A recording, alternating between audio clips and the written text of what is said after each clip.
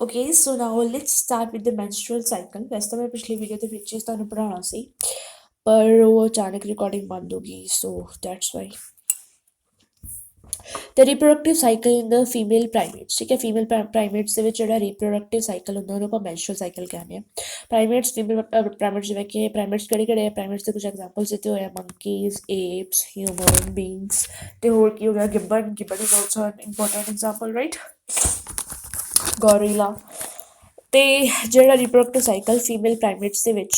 ਚੱਲਦਾ ਹੈ ਨਾ ਉਸ ਨੂੰ ਆਪਾਂ ਕੀ ਕਹਿੰਦੇ ਆ ਮੈਂਸਟਰੂਅਲ ਸਾਈਕਲ ਕਹਿੰਦੇ ਆ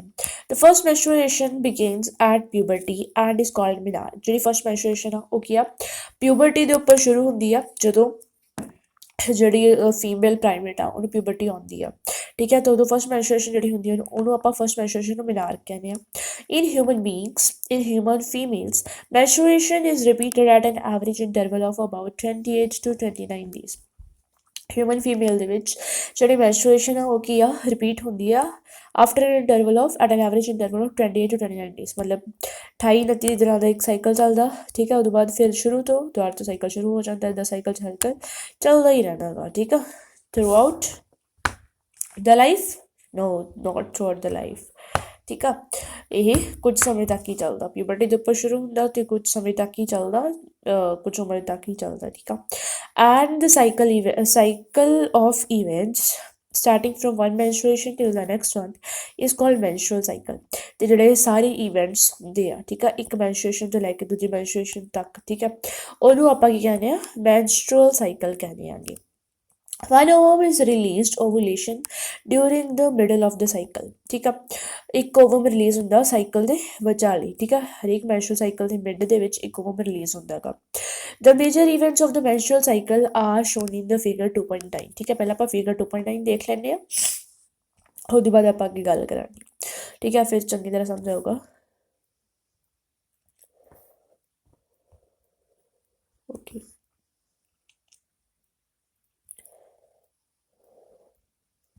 ਸੋ ਇੱਥੇ ਸਭ ਤੋਂ ਪਹਿਲਾਂ ਜਿਹੜਾ ਈਵੈਂਟ ਹੁੰਦਾ ਉਹ ਹੁੰਦਾ ਗਾ ਮੈਂਸਟਰੂਏਸ਼ਨ ਸਾਈਕਲ ਦੇ ਵਿੱਚ ਫਸਟ ਈਵੈਂਟ ਹੁੰਦਾ ਮੈਂਸਟਰੂਏਸ਼ਨ ਦਾ ਮਤਲਬ ਜਿਹਨੂੰ ਤੁਸੀਂ ਮੈਂਸਸ ਵੀ ਕਹਿੰਦੇ ਆ ਰਾਈਟ ਮੈਂਸਟਰੂਏਸ਼ਨ ਦਾ ਮਤਲਬ ਹੁੰਦਾ ਗਾ ਸ਼ੇਡਿੰਗ ਆਫ ਦ ਐਂਡੋਮੀਟਰੀਅਲ ਲਾਈਨਿੰਗ ਠੀਕ ਆ ਉਹਨੂੰ ਆਪਾਂ ਮੈਂਸਟਰੂਏਸ਼ਨ ਕਹਿੰਦੇ ਆ ਇਹ ਹੁੰਦੀ ਕਿਉਂ ਆ ਠੀਕ ਆ ਇਹ ਆਪਾਂ ਸਾਈਕਲ ਦੇ ਐਂਡ ਤੱਕ ਤੁਹਾਨੂੰ ਪਤਾ ਹੀ ਲੱਗ ਜੂਗਾ ਕਿਉਂ ਹੁੰਦੀ ਆ ਚਲੋ ਸੋ ਸਾਈਕਲ ਦੇ ਇਹ ਚਲੋ ਪਹਿਲਾਂ ਤੁਹਾਨੂੰ ਦੱਸ ਹੀ ਦਿੰਦੇ ਕਿਉਂਕਿ ਇਹਦੋਂ ਕੀ ਆ ਮੈਂਸਸ ਉਦੋਂ ਹੁੰਦੇ ਆ ਜਦੋਂ ਈਸਟਰੋਜਨ ਤੇ ਪ੍ਰੋਜੈਸਟਰੋਨ ਦਾ ਲੈਵਲ ਬਿਲਕੁਲ ਘੱਟ ਜਾਂਦਾ ਗਾ ਠੀਕ ਆ ਕੋਈ ਵੀ ਫਿਰ ਐਂਡੋਮੀਟਰੀਅਲ ਲਾਈਨਿੰਗ ਈਸਟਰੋਜਨ ਤੇ ਪ੍ਰੋਜੈਸਟਰੋਨ ਦਾ ਕੰਮ ਬੇਸਿਕਲੀ ਐਂਡੋਮੀਟਰੀਅਲ ਲਾਈਨਿੰਗ ਨੂੰ ਮੇਨਟੇਨ ਕਰਨਾ ਉਹਨੂੰ ਬਿਲਡਅਪ ਕਰਨਾ ਹੁੰਦਾ ਗਾ ਠੀਕ ਆ ਅਤੇ ਹੁਣ ਜਦੋਂ ਉਹਨਾਂ ਨੂੰ ਕੋਈ ਮੇਨਟੇਨ ਕਰਨ ਵਾਲਾ ਨਹੀਂ ਰਹਿੰਦਾ ਉਹਨਾਂ ਦਾ ਲੈਵਲ ਘੱਟ ਜਾਂਦਾ ਗਾ ਤਾਂ ਜਿਹੜੀ ਐਂਡੋਮੀਟਰੀਅਲ ਲਾਈਨਿੰਗ ਆ ਉਹ ਕੀ ਆ ਸ਼ੈੱਡ ਹੋ ਜਾਂਦੀ ਆ ਠੀਕ ਆ ਅਤੇ ਮੈਂਸਟਰੂਏਸ਼ਨ ਬਿਗਨ ਹੁੰਦੀ ਆ ਸੋ ਮੈਂਸਟਰੂਅਲ ਸਾਈਕਲ ਦੇ ਸ਼ੁਰੂ ਦੇ ਵਿੱਚ ਕੀ ਹੁੰਦਾ ਫੋਲੀਕਲ ਦੀ ਡਿਵੈਲਪਮੈਂਟ ਹੁੰਦੀ ਆ ਸ਼ੁਰੂ ਦੇ ਵਿੱਚ ਫੋਲੀਕਲ ਸਟਿਮੂਲੇਟਿੰਗ ਹਾਰਮੋਨ ਦਾ ਲੈਵਲ ਵੀ ਥੋੜ੍ਹਾ ਕੀ ਆ ਠੀਕ ਠਾਕ ਹੁੰਦਾ ਵਧੀਆ ਹੁੰਦਾ ਗਾ ਟੂ ਸਟਿਮੂਲੇਟ ਦਾ ਫੋਲੀਕੂਲਰ ਡਿਵੈਲਪਮੈਂਟ ਠੀਕ ਆ ਫਿਰ ਜਿਹੜੇ ਡਿਵੈਲਪਿੰਗ ਫੋਲੀਕਲ ਨੇ ਉਹ ਇੱਕ ਹਾਰਮੋਨ ਸਿਕਰੀਟ ਕਰਦੇ ਆ ਜਿਹਨੂੰ ਕਿ ਆਪਾਂ ਈਸਟਰੋਜਨ ਕਹਿੰਦੇ ਆ ਠੀਕ ਆ ਜਿਵੇਂ ਜਿਵੇਂ ਫੋਲੀਕਲ ਡਿਵੈਲਪ ਕਰੂਗਾ ਉਵੇਂ ਉਵੇਂ ਜਿਹੜਾ ਈਸਟਰੋਜਨ ਦਾ ਲੈਵਲ ਉਹ ਵੱਧ ਸਿਕਰੀਟ ਕਰੂਗਾ ਰਾਈਟ ਅਤੇ ਜਿਹੜਾ ਲੋ ਲੈਵਲ ਆਫ ਈਸਟਰੋਜਨ ਹੁੰਦਾ ਠੀਕ ਹੈ ਜਦੋਂ ਈਸਟਰੋਜਨ ਦਾ ਲੈਵਲ ਘੱਟ ਹੁੰਦਾ ਗਾ ਤਾਂ ਉਹ ਕੀ ਹੈ ਨੈਗੇਟਿਵ ਫੀਡਬੈਕ ਦਿੰਦਾ ਗਾ ਟੂ ਦ ਪਿਟਿਊਟਰੀ ਠੀਕ ਆ ਪਿਟਿਊਟਰੀ ਨੂੰ ਨੈਗੇਟਿਵ ਫੀਡਬੈਕ ਦਿੰਦਾ ਜਿਸ ਕਰਕੇ LH ਅਤੇ FSH ਦਾ ਜਿਹੜਾ ਲੈਵਲ ਆ ਉਹ ਘੱਟ ਜਾਂਦਾ ਠੀਕ ਆ ਈਸਟਰੋਜਨ ਕਹਿੰਦਾ ਹੈਗਾ ਕਿ LH ਅਤੇ FSH ਨੂੰ ਘੱਟ ਸਿਕਰੀਟ ਕਰ ਠੀਕ ਆ ਅਤੇ ਫਿਰ ਉਦੋਂ ਬਾਅਦ ਕੀ ਹੁੰਦਾ ਗਾ ਦੇਖੋ ਇੱਕ ਚੀਜ਼ ਯਾਦ ਰੱਖਣਾ ਜੇ ਤਾਂ ਲੋ ਲੈਵਲ ਆ ਈਸਟਰੋਜਨ ਦਾ ਤਾਂ ਲੋ ਲੈਵਲ ਆਫ ਈਸਟਰੋਜਨ ਜਿਹੜਾ ਪਿਟਿਊਟਰੀ ਨੂੰ ਨੈਗੇਟਿਵ ਫੀਡਬੈਕ ਦਿੰਦਾ ਗਾ ਠੀਕ ਆ ਅਤੇ ਜੇ ਹਾਈ ਲੈਵਲ ਆ ਈਸਟਰੋਜਨ ਦਾ ਤਾਂ ਹਾਈ ਲੈਵਲ ਆਫ ਈਸਟਰੋਜਨ ਜਿਹੜਾ ਪਿਟਿਊਟਰੀ ਨੂੰ ਪੋਜ਼ੀਟਿਵ ਫੀਡਬੈਕ ਦਿੰਦਾ ਲੋ ਲੈਵਲ ਕਹੂਗਾ ਕਿ ਤੂੰ ਸਿਕ੍ਰੀਸ਼ਨ ਬੰਦ ਕਰ ਦੇ ਸਿਕ੍ਰੀਸ਼ਨ ਘਟਾ ਦੇ ਹਾਈ ਲੈਵਲ ਆਫ ਈਸਟਰੋਜਨ ਕਹੂਗਾ ਕਿ ਤੂੰ ਹੋਰ ਸਿਕ੍ਰੀਸ਼ਨ ਕਰ LH ਅਤੇ FSH ਦੀ ਠੀਕ ਆ ਸੋ ਪਹਿਲਾਂ ਕੀ ਸੀ ਡਿਵੈਲਪਿੰਗ ਫੋਲੀਕਲ ਸੀਗੇ ਠੀਕ ਆ ਪਹਿਲਾਂ ਫੋਲੀਕਲਸ ਛੋਟੇ ਸੀ ਰਾਈਟ ਤਾਂ ਉਦੋਂ ਉਹ ਘੱਟ ਈਸਟਰੋਜਨ ਸਿਕ੍ਰੀਟ ਕਰਦੇ ਸੀ ਬਟ ਜਦੋਂ ਫਿਰ ਉਹ ਵੱਡੇ ਹੋਣ ਲੱਗੇ ਤਾਂ ਅਚਾਨਕ ਈਸਟਰੋਜਨ ਦਾ ਲੈਵਲ ਵਧਿਆ ਤਾਂ ਅਚਾਨਕ ਈਸਟਰੋਜਨ ਦਾ ਲੈਵਲ ਵਧਿਆ ਤਾਂ ਅਚਾਨਕ ਉਹਨੇ ਪਿਟਿਊਟਰੀ ਨੂੰ ਪੋਜ਼ੀਟਿਵ ਫੀਡਬੈਕ ਦਿੱਤਾ ਅਚਾਨਕ ਉਹਨੇ ਪਿਟਿਊਟਰੀ ਨੂੰ ਕਿਹਾ ਕਿ ਤੂੰ ਵੱਧ ਤੋਂ ਵੱਧ ਹਾਰਮੋਨਸ ਸੀਕ੍ਰੀਟ ਕਰ। ਤੇ ਇੱਥੇ ਆਪਾਂ ਨੂੰ at the mid of the menstrual cycle, ਠੀਕ ਹੈ, ਅਰਾਊਂਡ ਦ 14th ਡੇ LH ਸਰਜ ਦੇਖਣ ਨੂੰ ਮਿਲਿਆ, ਠੀਕ ਹੈ। ਅਚਾਨਕ ਬਹੁਤ ਜ਼ਿਆਦਾ ਰਾਈਜ਼ ਹੋਇਆ in the level of the LH as well as FSH ਦੇ ਵਿੱਚ ਵੀ ਰਾਈਜ਼ ਹੋਇਆ, ਬਟ LH ਦੇ ਵਿੱਚ ਕਾਫੀ ਜ਼ਿਆਦਾ ਰਾਈਜ਼ ਦੇਖਣ ਨੂੰ ਮਿਲਦਾ ਹੈਗਾ ਆਪਾਂ ਨੂੰ। ਇਸੇ ਕਰਕੇ ਆਪਾਂ ਨੂੰ ਕਹਿੰਦੇ ਹਾਂ LH ਸਰਜ। ਫਿਰ ਜਿਹੜਾ ਫੋਲੀਕਲ ਸਟਿਮੂਲੇਟਿੰਗ ਹਾਰਮੋਨ ਸੀਗਾ ਉਹ ਤਾਂ ਕੀ ਕਰਦਾ, ਫੋਲੀਕੂਲਰ ਡਿਵੈਲਪਮੈਂਟ ਕਰਾਉਂਦਾ ਹੈ ਨਾ, ਬਟ ਜਿਹੜਾ LH ਆ ਉਹ ਕੀ ਆ, ਟ੍ਰਿਗਰ ਕਰਦਾ, ਠੀਕ ਆ। ਉਹ ਕੀ ਆ, ਫੋਲੀਕਲਸ ਨੂੰ ਟ੍ਰਿਗਰ ਕਰਦਾ ਅਤੇ ਉਹਨਾਂ ਨੂੰ ਕਹਿੰਦਾ ਹੈਗਾ ਕਿ ਤੁਸੀਂ ਉਹ ਸਾਈਡ ਨੂੰ ਛੱਡ ਦਿਓ, ਉਹਨੂੰ ਰਿਹਾ ਕਰ ਦਿਓ, ਉਹਨੂੰ ਆਪਦੇ ਆਪ ਚੋਂ ਬਾਹਰ ਕੱਢ ਦਿਓ, ਠੀਕ ਆ। ਅਤੇ ਉਹ ਸਾਈਡ ਬਾਹਰ ਆ ਜਾਂਦਾ ਫੋਲੀਕਲ ਤੋਂ, ਥਸ ਹੋ ਗਿਆ ਓਵਰੀ ਤੋਂ ਵੀ ਬਾਹਰ ਆ ਜਾਂਦਾ ਹੈਗਾ, ਠੀਕ ਆ। ਅਤੇ ਇਹਦੇ ਨਾਲ ਕੀ ਹੁੰਦੀ ਆ, ਓਵੂਲੇਸ਼ਨ ਹੁੰਦੀ ਹੈਗੀ। ਦੇਖੋ ਕਿੰਨਾ ਸਭ ਕੁਛ ਰੈਗੂਲੇਟਡ ਆ ਨਾ, ਹੈ ਨਾ। ਜੇ ਈਸਟਰੋਜਨ ਦਾ ਲੈਵਲ ਇੱਥੇ ਵੱਧ ਜਾਂਦਾ, ਠੀਕ ਆ, ਕਿਸੇ ਵੀ ਕਾਰਨ ਕਰਕੇ, ਠੀਕ ਆ, ਇੱਥੇ ਵੱਧ ਜਾਂਦਾ ਤਾਂ ਇੱਥੇ ਹੀ LH ਸਰਜ ਆਉਣਾ ਸੀਗਾ। ਤਾਂ ਫਿਰ ਪ੍ਰੀਮੈਚਿਓਰ ਫੋਲੀਕਲ ਤੋਂ ਹੀ ਪ੍ਰੀਮੈਚਿਓਰ ਸਾਈਡ ਦੀ ਜਿਹੜੀ ਆ ਉਹ ਸੀਕ੍ਰੀਸ਼ਨ ਹੋ ਜਾਣੀ ਸੀ, ਮਤਲਬ ਜੋ ਵੀ ਓਵੂਲੇਸ਼ਨ ਪ੍ਰੀਮੈਚਿਓਰ ਹੀ ਹੋ ਜਾਣੀ ਸੀ, ਵਿਚ ਇਜ਼ ਨਾਟ ਰਾਈਟ, ਠੀਕ ਆ। ਸੋ ਇੱਥੇ ਤੱਕ ਦੀ ਸਾਰੀ ਇਵੈਂਟਸ ਤੁਹਾਨੂੰ ਸਮਝ ਆ ਗਏ ਹੋਣੇ ਆ ਕਿ ਸਭ ਤੋਂ ਪਹਿਲਾਂ ਕੀ ਸੀਗਾ, ਫੋਲੀਕਲ ਸਟਿਮੂਲੇਟਿੰਗ ਹਾਰਮੋਨ ਪਿਟਿਊਟਰੀ ਦੇ ਦੁਆਰਾ ਸਿਕਰੀਟ ਕੀਤਾ ਜਾ ਰਿਹਾ ਸੀ, ਜੋ ਕਿ ਫੋਲੀਕਲਸ ਨੂੰ ਜਿਹਨੇ ਡਿਵੈਲਪ ਕੀਤਾ। ਫੋਲੀਕਲ ਡਿਵੈਲਪਮੈਂਟ ਦੇ ਨਾਲ ਜਿਹੜੇ ਫੋਲੀਕਲ ਸੀਗੇ, ਡਿਵੈਲਪਿੰਗ ਫੋਲੀਕਲਸ ਜੇ ਉਹਨਾਂ ਨੇ ਈਸਟਰੋਜਨ ਸਿਕਰੀਟ ਕਰਨਾ ਸ਼ੁਰੂ ਕੀਤਾ ਅਤੇ ਅਚਾਨਕ ਈਸਟਰੋਜਨ ਦਾ ਲੈਵਲ ਵਧਿਆ ਤਾਂ ਉਹਨੇ ਕੀ ਦਿੱਤਾ, ਪੋਜ਼ੀਟਿਵ ਫੀਡਬੈਕ ਦਿੱਤਾ। ਜੇ ਲੋ ਲੈਵਲ ਈਸਟਰੋਜਨ ਦਾ ਉਹਨੇ ਨੈਗੇਟਿਵ ਫੀਡਬੈਕ ਦਿੱਤਾ ਸੀਗਾ। ਈਸਟਰੋਜਨ ਦਾ ਲੈਵਲ ਵਧੇ ਪਿਟਿਊਟਰੀ ਨੂੰ ਪੋਜ਼ੀਟਿਵ ਫੀਡਬੈਕ ਦਿੱਤਾ ਅਤੇ ਅਚਾਨਕ ਆਪਾਂ ਨੂੰ LH ਸਰਜ ਦੇਖਣ ਨੂੰ ਮਿਲੀ। LH ਸਰਜ ਜਿਹੜੀ ਸੀ ਉਹਨੇ ਕੀ ਆ, ਟ੍ਰਿਗਰ ਕੀਤੀ, ਠੀਕ ਆ, ਅਤੇ ਓਵੂਲੇਸ਼ਨ ਕਰਵਾਈ। ਫਿਰ ਉਸ ਤੋਂ ਬਾਅਦ ਕੀ ਹੋਇਆ, ਜਿਹੜਾ ਸੀਗਾ ਉਹ ਸਾਈਟ ਸੀਗਾ ਉਹ ਤਾਂ ਬਾਹਰ ਨਿਕਲਿਆ ਆ। ਜਿਹੜਾ ਗ੍ਰਾਫੀਅਨ ਫੋਲੀਕਲ ਪਿੱਛੇ ਬਚ ਗਿਆ ਉਹ ਤੋਂ ਇੱਕ ਸਟਰਕਚਰ ਬਣ ਜਾਂਦਾ ਜਿਹਨੂੰ ਆਪਾਂ ਕਹਿੰਦੇ ਹਾਂ ਕਿ ਕਾਰਪਸ ਲਿਊਟੀਅਮ, ਠੀਕ ਹੈ। ਕਾਰਪਸ ਲਿਊਟੀਅਮ ਜਿਹੜਾ ਹੈਗਾ ਉਹ ਕੀ ਹੈ, ਦੋ ਹਾਰਮੋਨ ਸਿਕਰੀਟ ਕਰਦਾ। ਪਹਿਲੀ ਗੱਲ ਤਾਂ ਬਹੁਤ ਜ਼ਿਆਦਾ ਮਾਤਰਾ ਦੇ ਵਿੱਚ ਇਹ ਪ੍ਰੋਜੈਸਟੇਰੋਨ ਸਿਕਰੀਟ ਕਰਦਾ, ਇਹ ਪ੍ਰੋਜੈਸਟੇਰੋਨ ਬਹੁਤ ਜ਼ਿਆਦਾ ਮਾਤਰਾ ਦੇ ਵਿੱਚ ਸਿਕਰੀਟ ਕਰਦਾ। ਇਸੇ ਕਰਕੇ ਆਪਾਂ ਨੂੰ ਈਸਟਰੋਜਨ ਦੇ ਲੈਵਲ ਦੇ ਵਿੱਚ ਡ੍ਰੌਪ ਦੇਖਣ ਨੂੰ ਮਿਲਦਾ, ਠੀਕ ਆ। ਈਸਟਰੋਜਨ ਦਾ ਲੈਵਲ ਇਹ ਹੌਲੀ ਹੌਲੀ ਵੱਧ ਸਿਕਰੀਟ ਕਰਨਾ ਸ਼ੁਰੂ ਕਰਦਾ, ਹੌਲੀ ਹੌਲੀ ਈਸਟਰੋਜਨ ਦਾ ਲੈਵਲ ਵਧਣਾ ਸ਼ੁਰੂ ਹੁੰਦਾ ਹੈਗਾ ਅਤੇ ਅਚਾਨਕ ਡ੍ਰੌਪ ਤਾਂ ਦੇਖਣ ਨੂੰ ਮਿਲਦਾ ਕਿਉਂਕਿ ਫੋਲੀਕਲ ਦਾ ਬਹੁਤ ਜ਼ਿਆਦਾ ਈਸਟਰੋਜਨ ਸਿਕਰੀਟ ਕਰ ਰਹੀ ਸੀ ਅਤੇ ਕੋਈ ਵੀ ਪ੍ਰੋਜੈਸਟੇਰੋਨ ਤਾਂ ਸਿਕਰੀਟ ਨਹੀਂ ਕਰ ਰਹੇ ਸੀਗੇ। ਪਰ ਕਾਰਪਸ ਲਿਊਟੀਅਮ ਨੇ ਅਚਾਨਕ ਇੰਨਾ ਜ਼ਿਆਦਾ ਲੈਵਲ ਆਫ ਪ੍ਰੋਜੈਸਟੇਰੋਨ ਸਿਕਰੀਟ ਕਰਤਾ ਤਾਂ ਕਾਹਦੇ ਵਾਸਤੇ, ਇਹਨੂੰ ਬਿਲਡਅਪ ਕਰਨ ਦੇ ਲਈ, ਠੀਕ ਆ, ਅਤੇ ਉਹਨੂੰ ਮੇਨਟੇਨ ਕਰਨ ਦੇ ਲਈ, ਠੀਕ ਆ। ਜਿਸ ਕਰਕੇ ਜਿਹੜਾ ਈਸਟਰੋਜਨ ਦਾ ਲੈਵਲ ਆ ਬਹੁਤ ਘੱਟ ਗਿਆ, ਠੀਕ ਹੈ। ਹੌਲੀ ਹੌਲੀ ਵਧਣਾ ਸ਼ੁਰੂ ਕੀਤਾ, ਹੌਲੀ ਹੌਲੀ ਆਪਾਂ ਨੂੰ ਗ੍ਰੈਜੂਅਲ ਇਨਕਰੀਜ਼ ਦੇਖਣ ਨੂੰ ਮਿਲਦਾ ਈਸਟਰੋਜਨ ਦਾ, ਹਾਲਾਂਕਿ ਅਤੇ ਇੱਕ ਟਾਈਮ 'ਤੇ ਆਪਾਂ ਦੋਨੇ ਪੀਕ 'ਤੇ ਦੇਖਣ ਨੂੰ ਮਿਲਦੇ ਆ ਕਾਫੀ, ਠੀਕ ਆ, 23 24 25 ਡੇਜ਼ ਦੇ ਅਰਾਊਂਡ, ਠੀਕ ਆ। ਅਤੇ ਫਿਰ ਜਿਹੜਾ ਪ੍ਰੋਜੈਸਟੇਰੋਨ ਆ, ਜੇ ਹਾਈ ਲੈਵਲ ਆਫ ਪ੍ਰੋਜੈਸਟੇਰੋਨ ਵੀ ਹੈ ਕੀ ਆ, ਪਿਟਿਊਟਰੀ ਨੂੰ ਨੈਗੇਟਿਵ ਫੀਡਬੈਕ ਦਿੰਦਾ ਅਤੇ ਲੋ ਲੈਵਲ ਆਫ ਈਸਟਰੋਜਨ ਵੀ ਪਿਟਿਊਟਰੀ ਨੂੰ ਨੈਗੇਟਿਵ ਫੀਡਬੈਕ ਦਿੰਦਾ। ਇੱਥੇ ਜਿਹੜੀਆਂ ਨੈਗੇਟਿਵ ਫੀਡਬੈਕ ਮਿਲ ਰਿਹਾ ਹੈਗਾ ਪਿਟਿਊਟਰੀ ਨੂੰ, ਠੀਕ ਆ। ਤਾਂ ਮਤਲਬ ਆਪਾਂ ਨੇ LH ਅਤੇ SH ਦੇ FSH ਦੇ ਜਿਹੜੇ ਲੈਵਲ ਉਹ ਘੱਟ ਦੇਖਣ ਨੂੰ ਮਿਲਦੇ ਆ। ਬਟ ਇੱਕ ਚੀਜ਼ ਹੋਰ ਦੇਖੋ, ਜਿਹੜਾ ਕਾਰਪਸ ਲਿਊਟੀਅਮ ਹੈ ਨਾ, ਕਾਰਪਸ ਲਿਊਟੀਅਮ ਜਿਹੜਾ ਹੈਗਾ ਉਹ ਕੀ ਸਿਕਰੀਟ ਕਰ ਦੇਗਾ, ਪ੍ਰੋਜੈਸਟੇਰੋਨ ਸਿਕਰੀਟ ਕਰਦਾ, ਹਾਈ ਅਮਾਊਂਟ ਆਫ ਪ੍ਰੋਜੈਸਟੇਰੋਨ ਅਤੇ ਥੋੜ੍ਹਾ ਬਹੁਤ ਈਸਟਰੋਜਨ, ਠੀਕ ਆ। ਅਤੇ ਕਾਰਪਸ ਲਿਊਟੀਅਮ ਨੂੰ ਕੌਣ ਸਟੀਮੂਲੇਟ ਕਰਦਾ ਹੈ ਸਿਕਰੀਟ ਕਰਨ ਦੇ ਲਈ, ਕਾਰਪਸ ਲਿਊਟੀਅਮ ਨੂੰ ਸਟੀਮੂਲੇਟ ਕੌਣ ਕਰਦਾ, LH